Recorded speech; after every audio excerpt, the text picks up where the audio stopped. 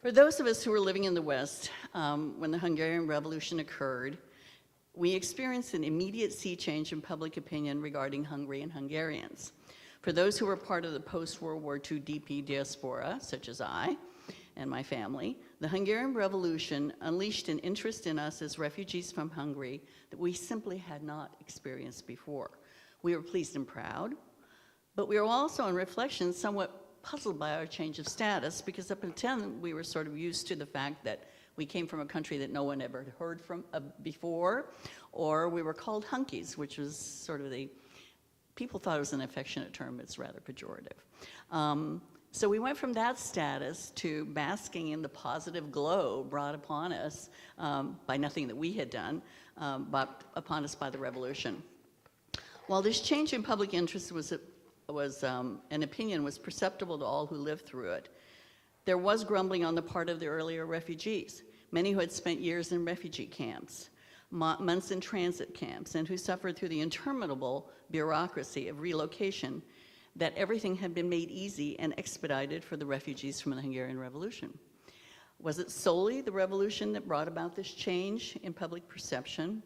Or today I'd like to explore some other factors that were at work that also aided and abetted this change. In this presentation, I'd like to make the case that it was a combination of several key factors that came together in the period following the Hungarian Revolution of 1956 that helped to change the image of Hungarians were perceived during the Cold War. First of all, the anti-communist nature of the freedom fighters' cause. This cannot be emphasized any more strongly. It was tremendously influential in terms of swaying and creating positive public opinion. This was a key factor to the acceptance of the refugees of the revolution as heroes, their fight against communism. There were policies put in place in the United States with the onset of the Cold War that created institutions that were essentially propaganda vehicles intended to sway opinion against the worldwide communist movement. This is the subject of a book titled Inauguration of Organized Political Warfare that I was privileged to edit that came out in 2013. Please let me share some of the key points.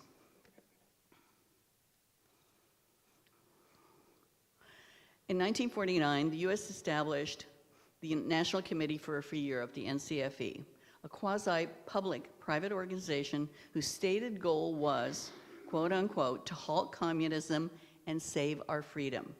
That became the parent organization to the fledgling National Council. Governments in exile that had begun to organize as the Soviet Union closed its eyes on the governments of Central and East Europe in the late 1940s.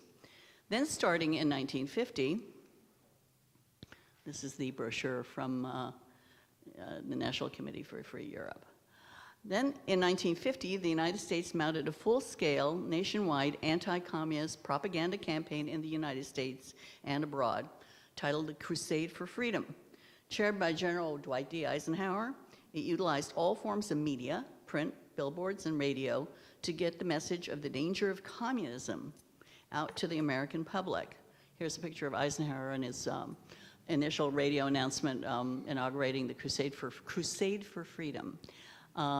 Here's a billboard from Denver, Colorado, paid for by the Denver Post, the major newspaper in Denver. Fight communism with truth dollars. Support Radio Free Europe and support the Crusade for Freedom. This is interesting. Governor Thomas Dewey, Governor of New York, broadcasting on Crusade for Freedom Radio. So Carl Bontempo, a historian specializing in immigration research, observed the anti-communist phenomenon as it related to refugees in his 2007 book titled Americans at the Gate, the United States and Refugees During the Cold War. In it, he has to say, the most important change in post-1945 refugee and immigration affairs had just emerged as the DP program came into being, the Cold War. The Cold War made foreign policy explicitly anti-Soviet and anti-communist and placed new emphasis on the establishment of American credibility in international politics. These developments dramatically altered how policymakers and politicians, as well as the restrictionist and liberalizer blocs, considered the admission of newcomers. The Cold War also made opposition to communism central to the nation's identity, a transformation that restrictionists and liberalizers regarding immigration acknowledged. The Cold War's long shadow first emerged forcefully in the debate over immigration, which in turn was a dress rehearsal for the refugee politics and policy battles as the Displaced Persons Program ended in 1952, unquote. After that, the Refugee Relief Act of 1953 was passed, and essentially it utilized notions of national identity that equated Americanness with anti-communism. So the support of Hungarian immigrants during this period served the interests of both the liberalizers and the restrictionists. So equating Americanness with anti-communism. Thus the heroic actions and the arrival of the Hungarian freedom fighters played into U.S. domestic policy perfectly. They reinforced the notion that freedom and anti-communism were equated with Americanness, and of course this served to also reinforce the support that the United States had accorded the various national committees in exile that had been formed at the onset of the Cold War. And you have to remember that the support for the national committees in exile started in 1947. They were funded by the U.S. Department of State at that time. Secondly, concurrent with the huge investment in resources the United States was deploying in its worldwide fight against communism were the anti-communist activities of the national councils which the U.S. was funding. In pouring through the extensive archival records of the Hungarian National Council and its leaders, it is clear that both before and after 1956, one of the effects of its unrelenting public relations efforts on the behalf of the Hungarian cause was that its campaigns served to improve the positive image of Hungarians, both with the public at large and within the halls of power in the United States. A little bit about the post-war migration. The post-war migration of Hungarian refugees was this first sizable wave of immigrants of Hungarian extraction to the West after the Great Migration at the turn of the 19th century. And although cultural pluralism was on the ascendancy in the United States after World War II, there were still plenty of nativists and anti-immigrant factions in Congress and in the southern states that resisted changes in U.S. immigration policy. The refugees that composed the post-war DP transports represented a dramatically different demographic than the prior migration. They were a better educated, professional class of civilians and military, as well as the occasional nobleman or two. However, the image of Hungarians in the mind of the general public regarding these new settlers tended to equate them with the prior migration. They were still regarded as hunkies, and in many cases, they're having to take menial jobs to survive, and we've all heard the stories of the Hungarian generals working as janitors in Cleveland, only served to reinforce that image. What changed? Here's the definition of hunky. I forgot to show this. This is the Crusade for Freedom Freedom Bell, which the U.S. had made and transported to Berlin to great acclaim. So the Crusade for Freedom campaign was an international campaign. So here it is, definition of hunkies. You can see it's really pejorative. No one wanted to be called a hunky. And it was really wonderful when our image changed after the onset of the Hungarian Revolution. Most of the emigre politicians were spirited out of Hungary by U.S. intelligence in 1947. I know most of you know stories of James McCarter, who was agent for the CIA, newly formed CIA, the Pond, and also an officer of the American State Department. He managed to spirit 75 Hungarian officials out of Hungary in 1947. These politicians arrived in the U.S. a few years earlier than those on the DP transports. Initially, the United States viewed the newly arrived emigre leadership only as a potential propaganda tool in their Cold War political warfare campaign against the Soviet Union, as in the case of the emigres who were involved with Radio Free Europe broadcasts. They were interested in any intelligence assets they could bring to the table. A CIA intelligence agency, Central Intelligence Agency report of 1956 states, quote, "Any Hungarian of any value to intelligence is connected with one or another Western intelligence agency," unquote. Nearly all of the leaders were on the payroll of the U.S. government through the National Committee for a Free Europe, later renamed as the Free Europe Committee. which was also, by the way, clandestinely funded through the newly formed Central Intelligence Agency, which was founded in 1947. Ultimately, the Hungarian National Council, also founded in 1947, operated in 18 countries, and its leaders in all locations were funded through the NCFE, as was a group titled Meritorious Exiles. I love the lists of those people, who essentially received their monthly stipends for doing virtually nothing at all.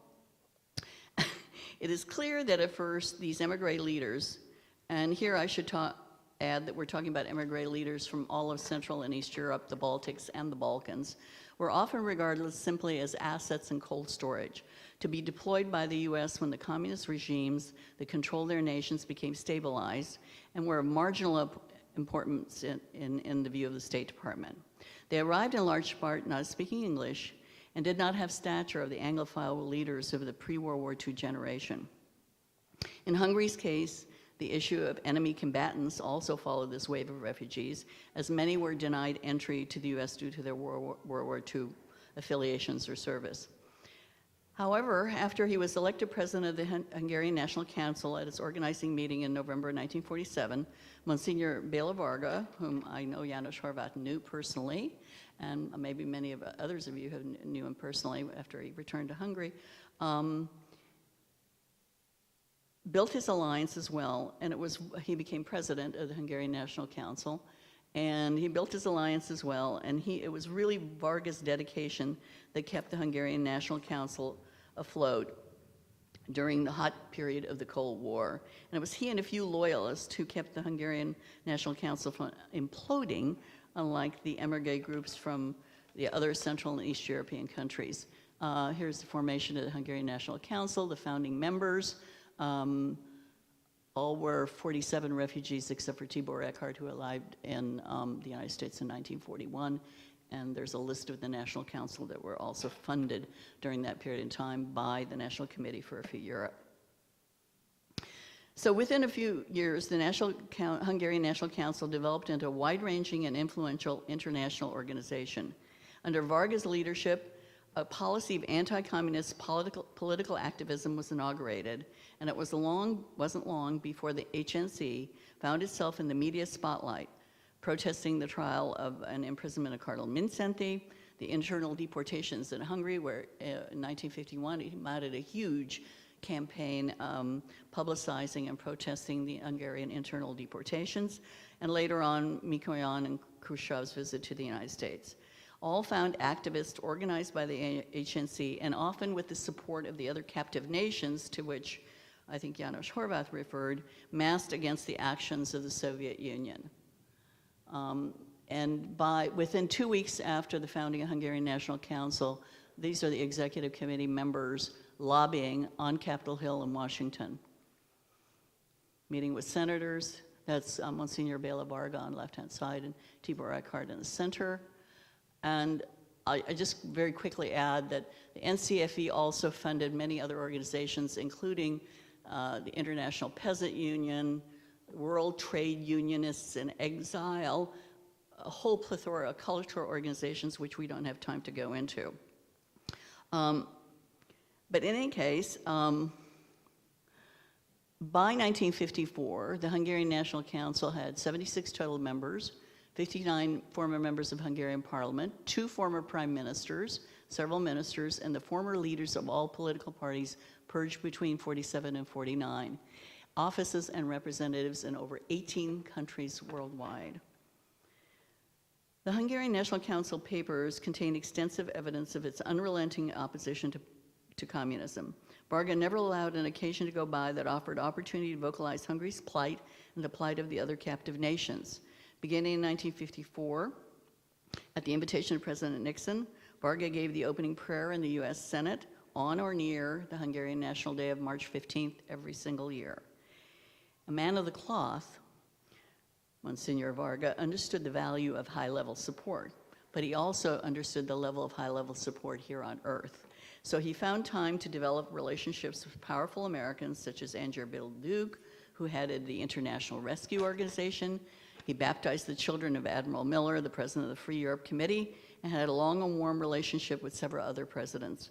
He had a close working relationship with Henry Cabot Lodge, head of the U.S. delegation at the United Nations, and with George Meany, the longtime powerful head of the AFL-CIO, who turned the policy of his historically anti-immigration unions to that of long and loyal support of the Hungarian cause and of all the captive nations. It is safe to say that by 1956, due to campaigns mounted by the Hungarian National Council that also dovetailed with the immense public relation campaign mounted by the Crusade for Freedom, the positive media profile of Hungarians had been raised appreciably. Unfortunately, what the events of 1956 did not do was to put the issue of the captive nations and Hungary on the forefront of U.S. policy. So regardless of the sympathy engendered worldwide by the revolution, the answer to support, actual support for the events in Hungary meant that was no, which meant that the Hungarian National Council had just a large job of facing them after the Hungarian Revolution that it did after it. So I want to mention the cultural programs and the humanitarian programs of the HNC, but I don't really have time. Someone mentioned First Aid for Hungary. That was mounted. Let me just scoot here. There's some political activism, Assembly of Captive European Nations protest. This banner is on the building for the Assembly of Captive European Nations, by the way, also funded by the NCFE. And it hung, their building was opposite of that, a General Assembly building in New York for the United Nations. And so they were always hanging these provocative banners on the front and irritating all the communist delegations when they were going into the building. So here's the protest against mass deportations, Soviet satellites. And here's a protest led by Bela Varga. He's holding the sign on the right at the Soviet Union's UN delegation headquarters on 26th of October, 1956. As I said, someone mentioned First Aid for Hungary. David, I think it was actually you, mentioned First Aid for Hungary. That was a campaign also mounted through the Hungarian National Council, led by Tibor Eckhard. First Aid for Hungary had aid stations on the Hungarian border operating by November 1st through Eckhard's military and intelligence connections run by General Bela Lengyel. They were a first responder to the refugees who emerged after the Hungarian Revolution.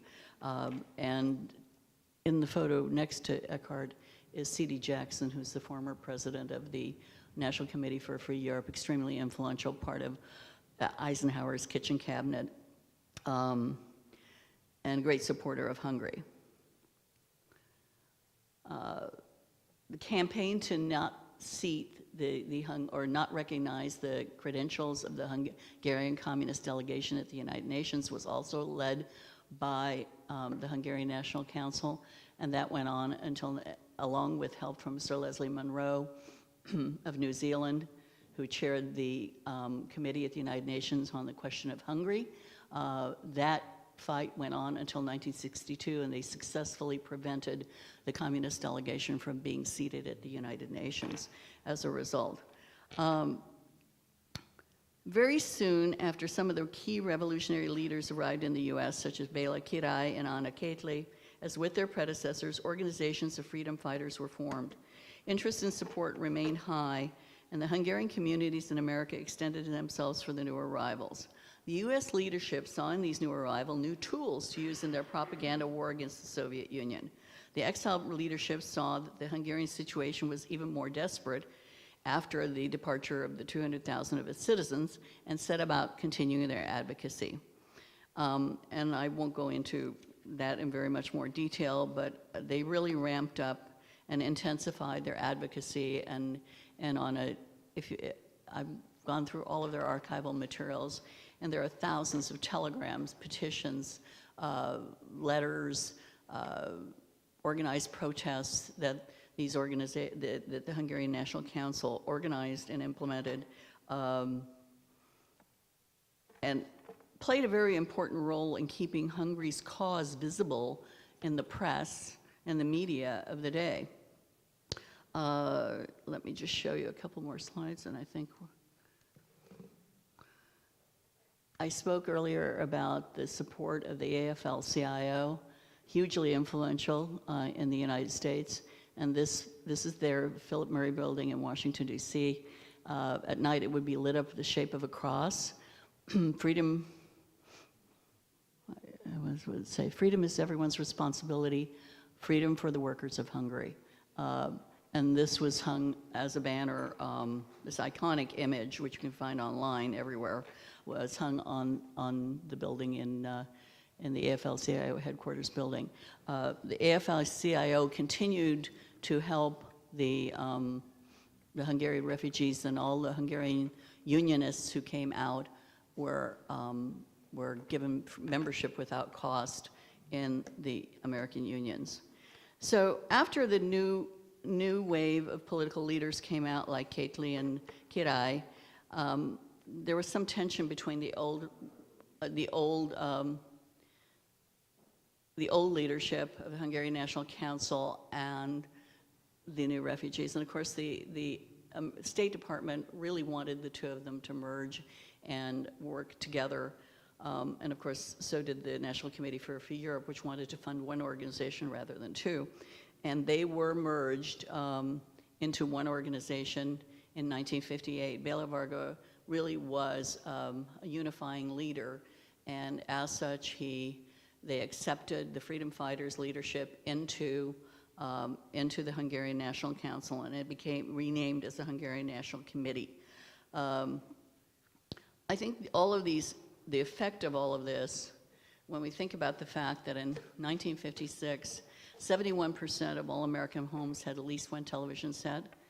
People followed the news and film clips. They saw the fighting in the streets of Budapest and Hungarian cities where students were taking on Soviet troops and tanks, and were riveted as the new electronic media brought the revolution in their homes. Made a huge difference. This was the first event of this type that actually modern media visually covered. And I think it made it all the more important that in the United States, where 71% of the people had television sets, that made it much stronger, placed a much stronger emphasis on the events of Hungary, and really resonated with the American public. It revolutionized the image of Hungarians as this iconic cover. There we go. Iconic cover of Time magazine from 1957, January 7th, 1957. When the Hungarian freedom fighter was named Time magazine's Man of the Year. The person who made that possible was none other than Time Life executive C.D. Jackson, the former president of National Committee for a Free Europe. So I thank you very much, and that concludes my presentation.